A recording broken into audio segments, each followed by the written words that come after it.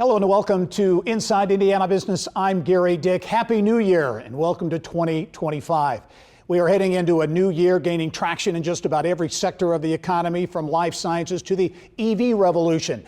And the list goes on and on. As we look back on last year, we want to showcase another sector responsible for billions of dollars in the economy, motorsports. Enjoy our look back at the month of May.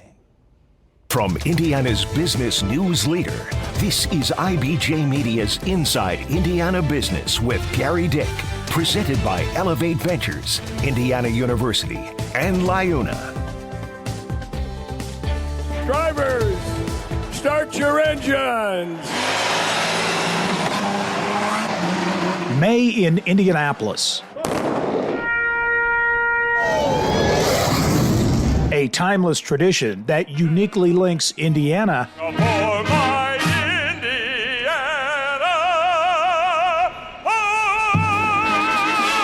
to the world.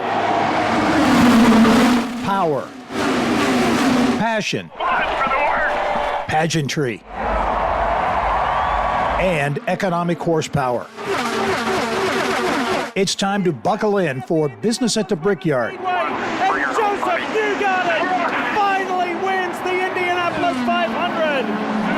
Hello and welcome to Inside Indiana Business. I'm Gary Dick, coming to you from the Indianapolis Motor Speedway as we conclude our month-long Business at the Brickyard series. Actually, this is a racers and pacers weekend in Indianapolis, as not only the 108th running of the Indianapolis 500, but the Pacers and the Celtics squaring off in the Eastern Conference Finals at Gainbridge Fieldhouse. Two events with huge economic impact, to be sure, for the city of Indianapolis and the state of Indiana. But on Sunday, the 108th running, all eyes will be on this famed 2.5-mile oval.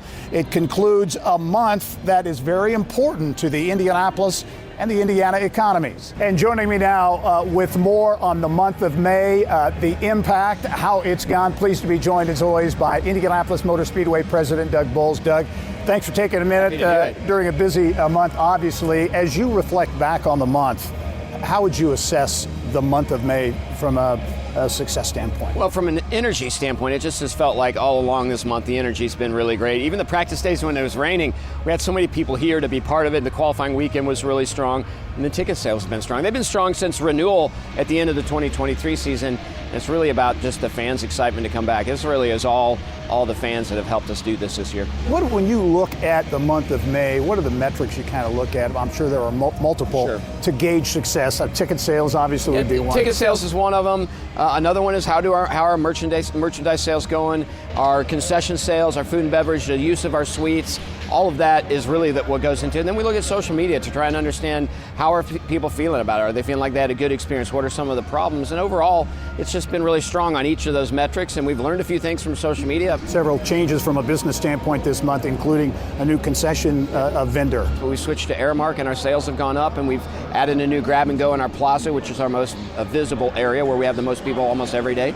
So those things have been really strong, and again, that fan feedback helps us continue to tweak those. Again, from a business standpoint, implementing new things like a secondary ticket market, which I think is interesting, new this year. Talk about that and what it's all about. It used to be, right, you weren't supposed to sell your Indianapolis Motor Speedway tickets, so you took them to the secondary ticket market. What we've done is we've created our own proprietary marketplace. So if you've got 10 tickets and you say, hey, I'm only going to use 8 of them this year, you can sell two of those on our marketplace, and then you still get to renew them, and that customer, that one customer can get it.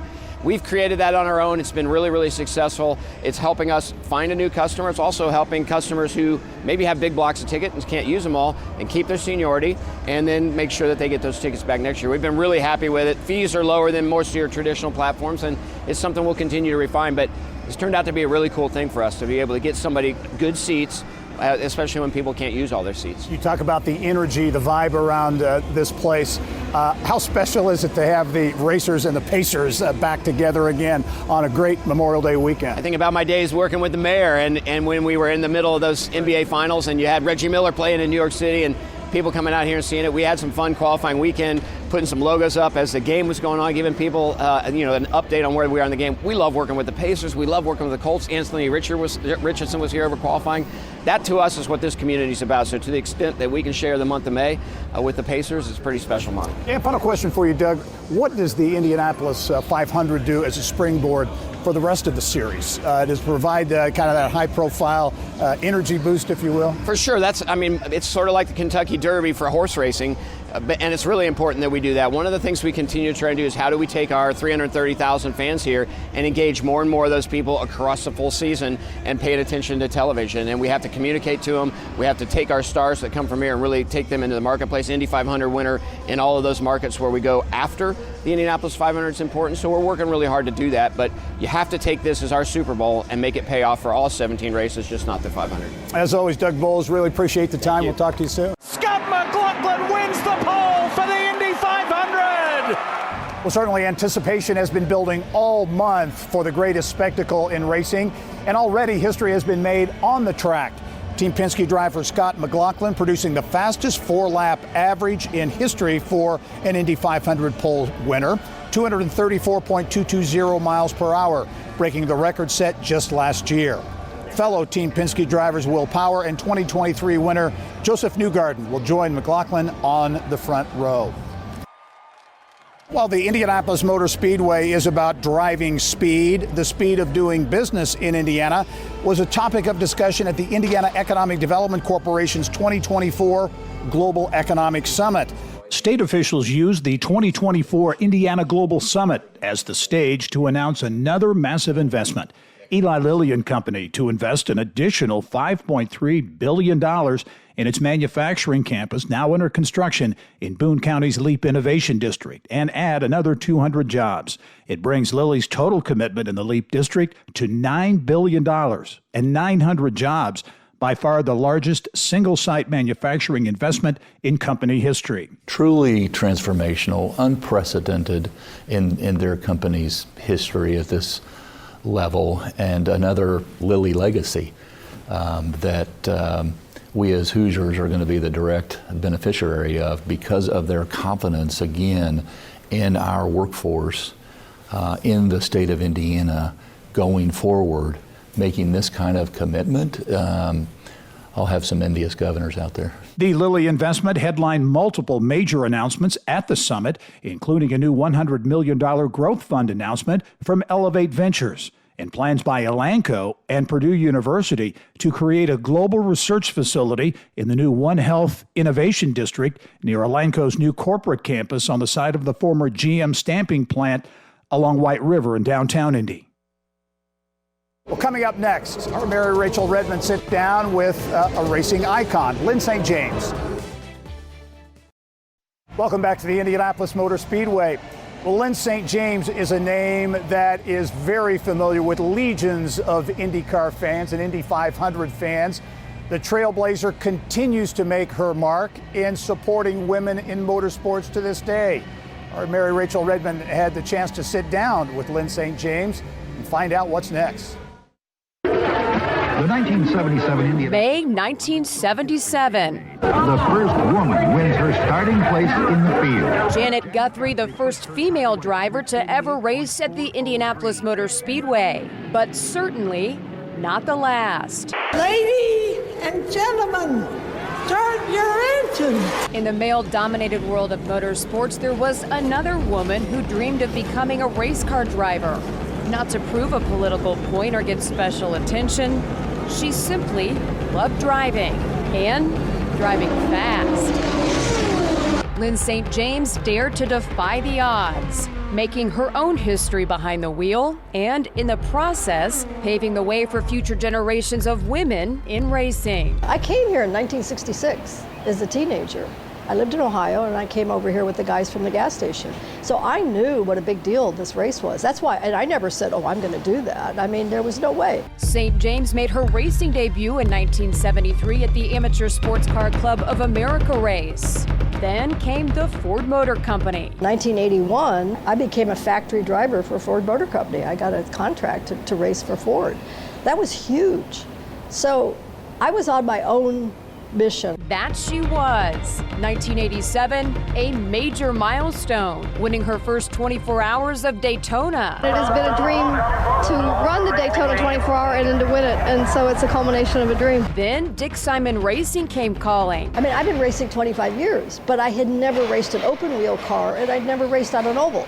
So I came with a lot of experience, but not experience for this type of racing. I've never done a 3x3 start. Bobby Unser says, Lynn, you're a race car driver. If there's a hole, you take it, and if there isn't one, you don't try to make one. So I had to learn the puzzle piece by piece by piece. And Dick gave me the patience and the support. Her historic 1992 debut in Indy was one to remember. Lynn St. James became the first woman to win the Indianapolis 500 Rookie of the Year, finishing 11th in the field of 33, stealing the heart of Hoosier race fans. Does it all kind of come flooding back to you a little bit? Yeah, I mean, it's hallowed ground. I mean, I used to, when you drive through the tunnel, I mean, everybody talks about it, but it's true. We feel it. I hope this country knows that women can do this, and there's more coming, and this is not a male-dominated sport. This is a sport for people who have tenacity and have a passion for it. But it wasn't the track that inspired St. James to start paying it forward to younger female drivers. Instead, it was a message from the legendary Billie Jean King. The light bulb went off that it isn't about me. It's about the next generation. And I mean, Billie would tell all of us athletes, you are the most powerful while you're competing. She founded the Women in the Winner's Circle Foundation and started a driver development program, training up-and-comers like Sarah Fisher and Danica Patrick. I'm still trying to win the Indy 500, but what am I doing with my off time? I'm training other young drivers like Sarah Fisher, who came and tried to kick my butt in 2000. It came full circle. And then when Danica showed up, even though I was no longer competing, that was the proof of the work. Today, St. James is one of the top advocates for women in motorsports. There are females that are just as good, if not better, than whoever else is out there. So the eyes are open, the doors are open. If they have the passion and the dedication and the commitment and the experience, maybe, but sometimes you don't have the experience. Passion and dedication and hard work ethic will overpower maybe what you don't have in experience. They want you. Racing does not accept mediocrity. You can't be just okay at your job. You gotta just be the best. Lynn St. James has unquestionably left an indelible mark on the industry, on and off the track. And just like her racing days, she doesn't appear to be slowing down anytime soon. All right, Mary Rachel, thank you. Lynn St. James continuing to make a real impact in the world of motorsports. 5. Get ready. Get ready. Leaders leaving. Leaders leaving. Green. We are green. We are green. NTT IndyCar Series chief starter Aaron Likens is sharing his fascinating journey to the Indy 500 flag stand. His new book, Playing in Traffic, tells his story of overcoming challenges with autism and Asperger's syndrome. A homegrown Hoosier, Likens' career was set in motion as a young child when the chief starter gave the checkered flag to him. Going through elementary school without a diagnosis was difficult, so Likens would lift his spirits by standing on a tall rock in his neighborhood and waving flags at passing cars.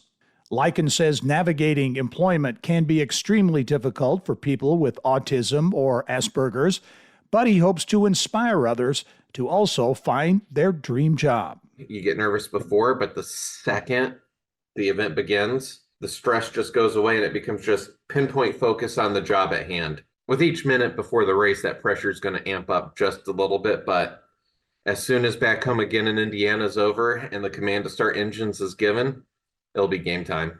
Certainly all eyes will be on Aaron Likens and the podium, the flag stand, multiple times during this year's Indianapolis 500. He's waving the flags, importantly, the checkered flags at the end of the race.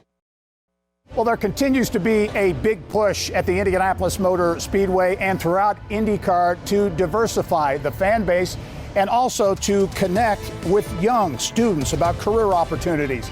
We talk with the man leading both of those initiatives when we come back.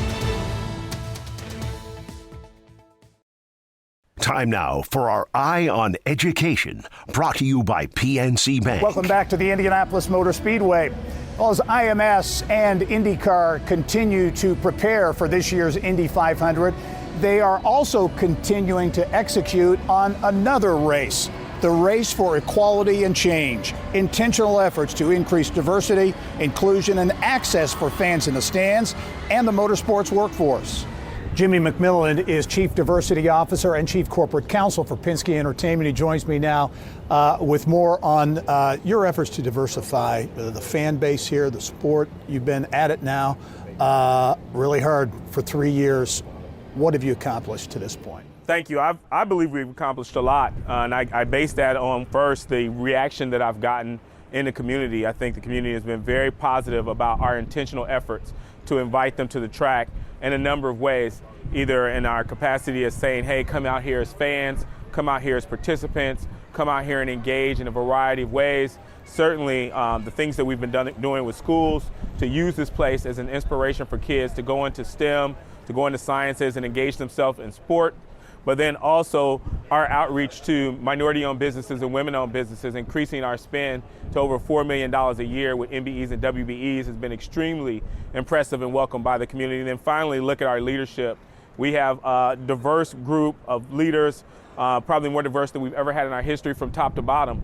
And those folks are our ambassadors for our track. As you look at, and you mentioned efforts with schools in science, technology, engineering, and math, STEM, you had a big event, I know, last week with Indianapolis Public Schools. Talk about that event, what you tried to accomplish. Oh, I'm super excited and pumped up about it. It was a great event to have over 2,000 7th and 8th grade students to come out to the track and to be inspired by all of the things that we have here. We put them all in the grandstands, and they got to see their future, what's actually available to them. You can't expect kids to be something that they can't see.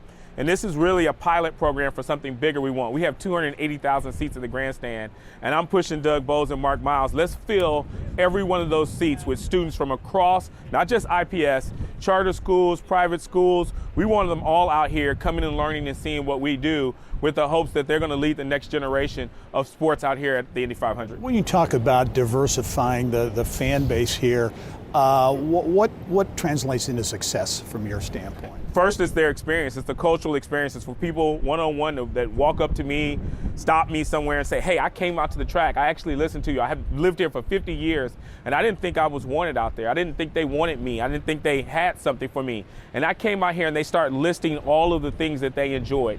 That's success. 2 is how we spend our money. I mean, I think you can't expect people to spend money with you unless you spend money with them. 3 is the reaction of our staff. I mean, it's watching our staff develop and get into this, to see the why behind it, to understand the reasoning, and then to see the victory behind it. For them to understand and work with a diverse vendor and there be benefit and value, for them to see a diverse fan and say, man, this person was really excited. I mean, that's what we're in it for. So all of those benchmarks are there for me. And then I think finally it's bigger than this place, right? This place is a earmark for the entire state. And how we go, the state goes. We're using every tool in the toolbox. We're bringing kids out to the golf course in a program called First Green to teach them about turf management. I had no clue what that was about. You can make over $100,000 a year graduating with a turf management degree, and we're bringing hundreds and hundreds of kids and schools out for that. We're using IMS Productions in ways that people haven't thought of. We have kids who are in the Indiana Black Expo Performing Arts program that we bring out, pair with our team that videos are IndyCar series, and we bring those folks out to show them what's possible and pipelining them into those careers. Logistics, catering, guest services, art, every tool in the toolbox we're using, because it's not just going to benefit us, it's going to benefit the entire state. All right, Jimmy McMillan, thank you very much. Look forward to seeing you soon. Well, coming up next, we check out news making headlines around the state of Indiana, including major plans for a 50-mile stretch along the Ohio River in southwest Indiana. Here's what's making news around Indiana. Brought to you by the Indiana Association of Realtors. Indiana's 21,000 realtors. The neighbors you know, the experts you can count on. As we go around Indiana this week, big news. This was a big week for southwest Indiana as some long anticipated plans, a vision for the riverfront in southwest Indiana was unveiled. After a year-long process, the vision for a 50-mile stretch along the Ohio River from Mount Vernon to Newburgh has been released. The public getting its first look at a plan that touches Posey, Vanderburgh, and Warwick counties. Boston-based Sasaki, the design firm behind Chicago's Riverwalk and a 32-acre Cincinnati riverfront park, put the Southwest Indiana plan together. In Evansville, it rebrands the area from Bally's Casino and Hotel to the water treatment plant as Great Bend Park, and includes public spaces and recreational pathways. Residential, office, and retail development also part of the Evansville plan. In Newburgh, renderings feature proposed townhome and retail development and private investment to redevelop underutilized sites along the river. Mount Vernon has a really unique riverfront. Newburgh has a very unique riverfront, and Evansville is unique. So 3 distinct riverfronts that all attract people to it on a regular basis. The Ohio River Vision and Strategic Plan is viewed as a roadmap for the region that will roll out over the next 2 decades. Well, that's all the time we have for this week's show as we conclude our month-long Business at the Brickyard series, a look at the economic impact, the significant impact motorsports has on the Indiana economy. I'd like to thank the Indianapolis Motor Speedway for hosting us this month, and also our presenting sponsors of Business at the Brickyard, Gainbridge and LiUNA. I'm Gary Dick. Thanks for joining us. Go out and make it a successful week.